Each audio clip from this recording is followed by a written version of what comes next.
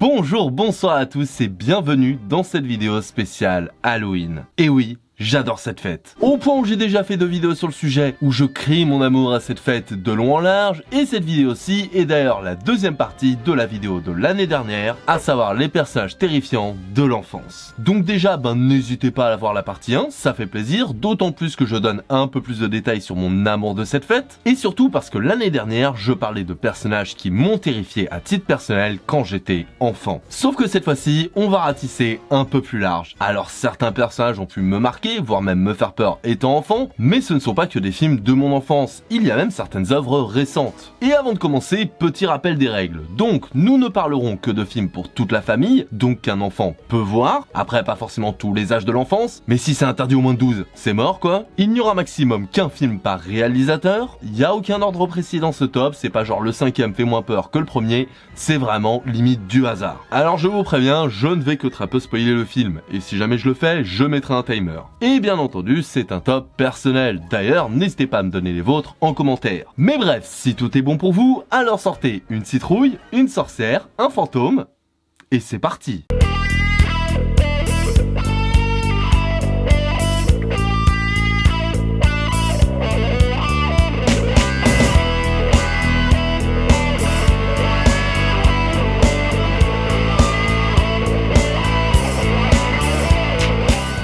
Numéro 5. Et pour commencer, je vous propose de parler d'un film culte de toute une génération, et même plusieurs j'ai envie de dire, Toy Story. Sorti en 1995, Toy Story est donc un film de John Lasseter, et l'histoire est celle de Woody, un jouet, mais pas n'importe quel jouet. C'est en effet le jouet préféré d'Andy, mais également le chef de tous les autres jouets de la maison. Donc tout va bien dans le meilleur des mondes, jusqu'au jour où Andy a un cadeau pour son anniversaire. Un Buzz l'éclair. Et fatalement, à côté d'un espèce de cosmonaute du futur avec des ailes rétractables, un tir laser, etc., le pauvre cowboy fait assez pâle figure. Oh là là, sur le verre, ça doit être dégueulasse. Alors fatalement, Buzz fait sensation, Woody est jaloux, et sur un quiproquo, les deux se retrouvent livrés à eux-mêmes en pleine nature et doivent retrouver Andy avant le déménagement. Voilà grossièrement l'histoire de Toy Story. Mais en vrai, je pense pas que j'ai besoin de la raconter à qui que ce soit, parce que ce film est juste culte. Et s'il est culte, au-delà de toutes ses qualités que je n'ai même pas besoin d'évoquer, c'est aussi en partie à cause de son méchant. Sid. Sid, c'est tout simplement le voisin d'Andy. Et là où Andy est un enfant plutôt normal, qui joue avec ses jouets assez normalement, de façon plutôt standard, Sid, lui, a une conception du jeu assez personnelle, dirons-nous.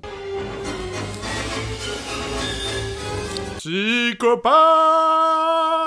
Et ce que j'aime avec ce personnage, ce sont les deux façons de le voir. Quand t'es petit, ce sont les jouets de Sid qui font bien plus peur que lui. Par leur forme dérangeante, le fait qu'ils soient assemblés de plusieurs jouets, et même dans leur première apparition, il y a quelque chose de vraiment flippant. Et pourtant, malgré cette vision qu'on peut qualifier...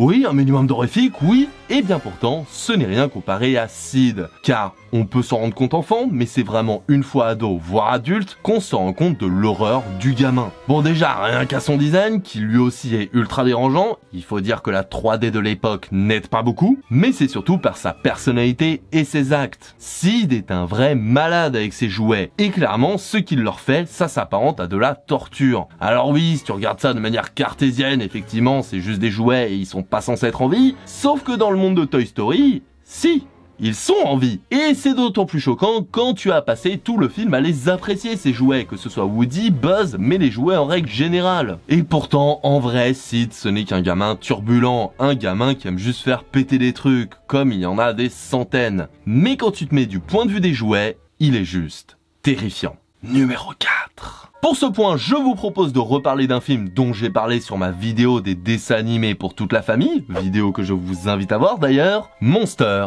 House. Alors Monster House, c'est un film réalisé par Jill Kennan et sorti en 2006. Le speech en lui-même est plutôt simple. Dans une banlieue pavillonnaire qui semble être tout à fait banale, il y a une maison. Non, pas une maison. La maison. La maison cliché de tous les films d'enfance où il y a le vieux ou la vieille grincheuse qui est là et qui terrifie le quartier. Dans Monster House, c'est donc un vieux grincheux qui, pour le coup, est vraiment terrifiant. Il a une sale gueule, personne n'ose l'approcher, et quand un enfant ose l'approcher, eh ben ça confirme qu'il est flippant.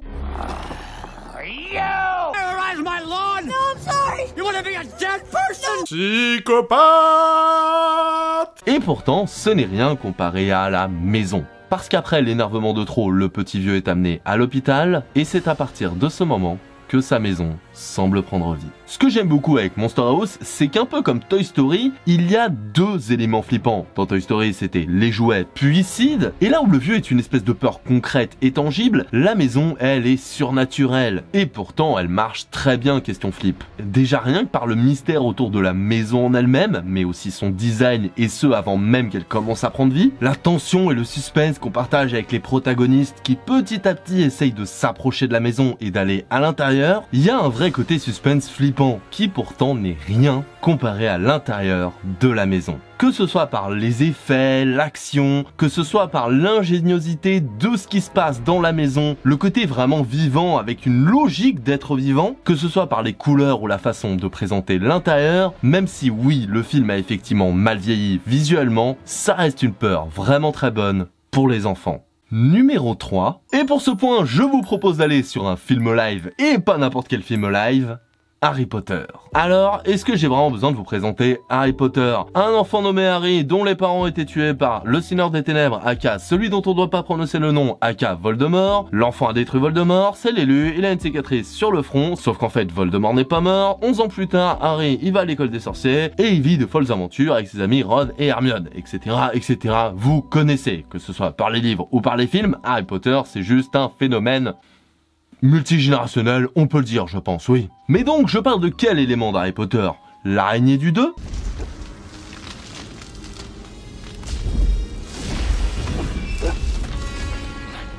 Les détraqueurs?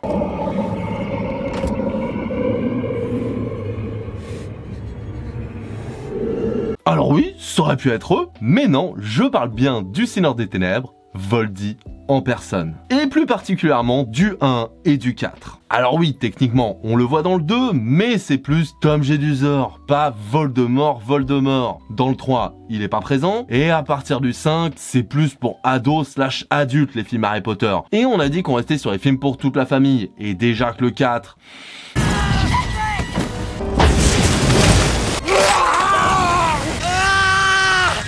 Ah, c'est moyen. Alors restons sur le 1 et 4, c'est déjà pas mal. Et ce qui marche vraiment avec Voldemort, au-delà du personnage en lui-même, c'est le temps de préparation avant qu'il arrive et comment on nous le présente. Déjà, on n'a pas le droit de dire ne serait-ce que son nom. Les gens sont terrifiés ne serait-ce que par son évocation. Ce qui, enfant, renforce cette aura de grand méchant. On nous en parle tout le 1 avant de le voir, si ce n'est une légère apparition dans la forêt interdite. Mais quand on le voit vraiment, il est juste monstrueux. Bon, certes, beaucoup moins que dans le design d'origine. Mais quand même, déjà rien que le fait qu'il soit derrière la tête d'un autre être humain, c'est flippant. Sa voix, elle est flippante. Et ce qu'il veut faire à son hôte, eh ben, c'est malsain de ouf. Non mais je veux dire, le mec, même derrière la tête d'un autre, il a un charisme de malade. Et il a un potentiel de flip quand même assez élevé. Et dans le cadre, ben déjà, passe la forme d'espèce de cadavre presque mort. C'est pas mal déjà en termes de flip, dégueulasse. Mais surtout, quand il revient, la façon dont il revient dans le cimetière avec Cédric. Pourquoi Cédric? Pourquoi? Remets-toi Blaise, remets-toi. Déjà c'est pas mal, mais dès qu'il est revenu, il a une prestance, il a une superbe, qui est certes moins flippante que dans le 1, mais qui je trouve marche quand même très bien. Alors je ne sais pas si vous préférez Grindelwald ou Voldemort, mais à titre personnel et dans les films, je trouve les apparitions de Voldemort bien plus marquantes et terrifiantes. Numéro 2. Et pour ce point, je vous propose de parler d'un film récent, et même assez récent pour le coup.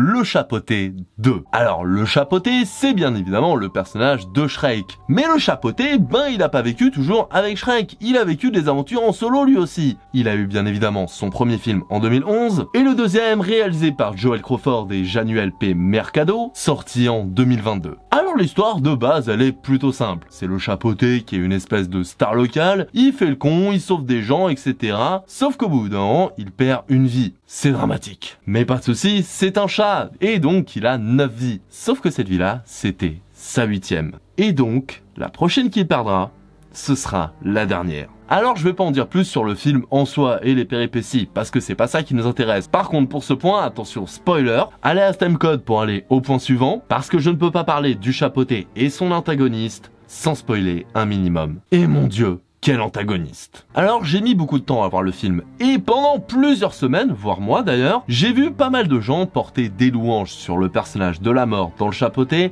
sur Twitter. Et c'est à raison.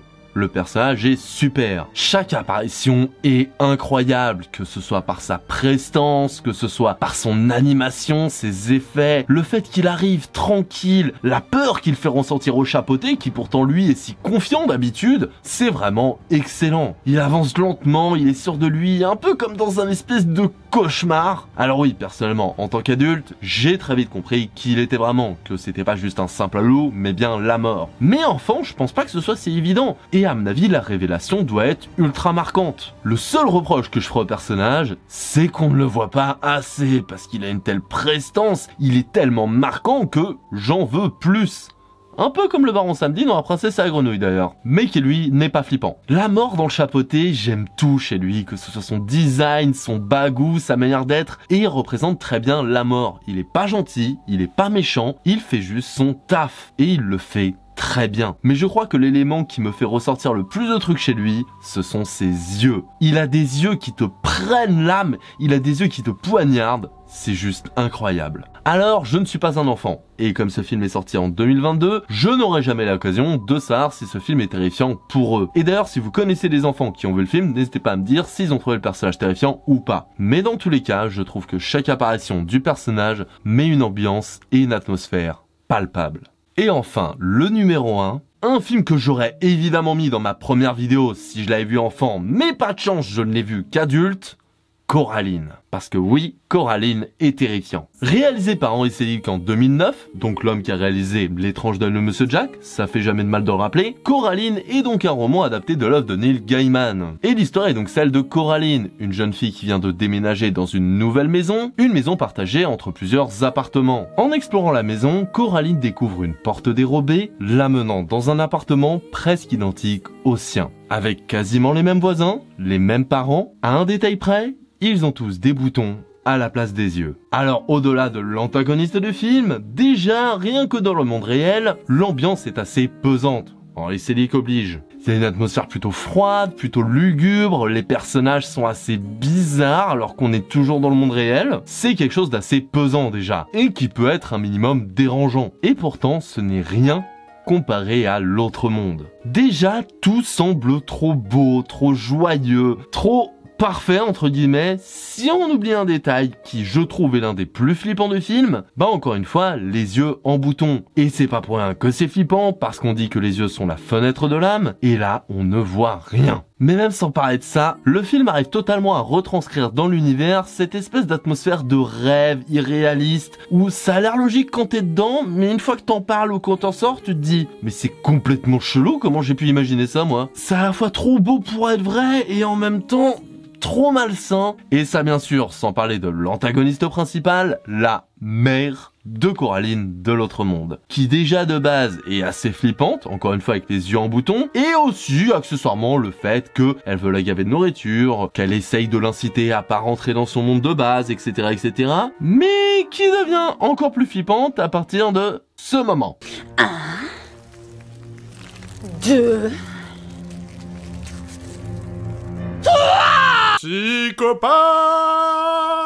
La transformation est juste cauchemardesque. Non mais regardez-moi ce design, même si t'es pas arachnophobe, elle fait flipper, c'est pas sain. Puis la scène de fin, c'est juste flippant quand t'es gosse, je suis sûr. Et j'ose même pas imaginer les flips que j'aurais eu si j'avais vu le film enfant. Et d'ailleurs, si vous n'avez pas vu Coraline, eh ben franchement foncez, parce qu'encore une fois, avec ce film, Henry Selick nous montre tout son talent, que ce soit dans la poésie, les personnages attachants, mais aussi le côté terrifiant.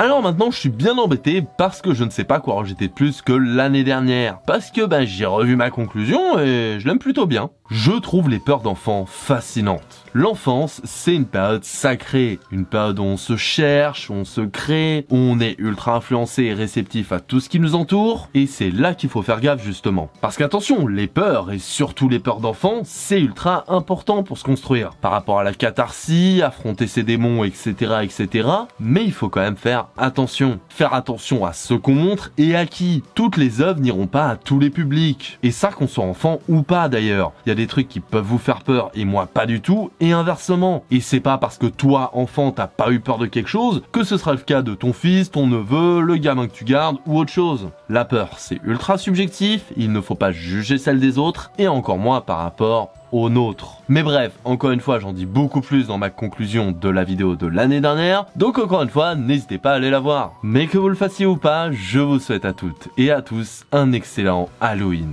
Halloween qui est vraiment une période incroyable. Je vous invite toutes et tous à profiter de son atmosphère, de ce côté kitsch, de ce côté peur, mais en toute sécurité. Alors je vous invite à profiter de cet Halloween pour rire, vous amuser, avoir des petits ou grands frissons, et bien sûr, les friandises. Et voilà, cette vidéo est maintenant terminée, j'espère qu'elle vous aura plu. Dans tous les cas, n'hésitez pas à me laisser vos avis dans les commentaires et me dire quel personnage vous a effrayé quand vous étiez enfant. Si vous avez aimé la vidéo, n'hésitez pas à liker, vous abonner, mettre la cloche et bien sûr à la partager. Ça me ferait extrêmement plaisir et merci à celles et ceux qui le font. Alors ça n'a rien à voir, mais j'ai aussi une deuxième chaîne YouTube qui s'appelle Tout va très bien et qui est une chaîne d'actualité politique. Par contre, je vous préviens, c'est plutôt gauchasse. Donc à vos risques et périls. Sinon, je crois que j'ai tout dit. Encore un excellent Halloween à toutes et tous. Profitez bien. Et en attendant la prochaine fois, passez une excellente journée, /soirée, insérez votre espace-temps.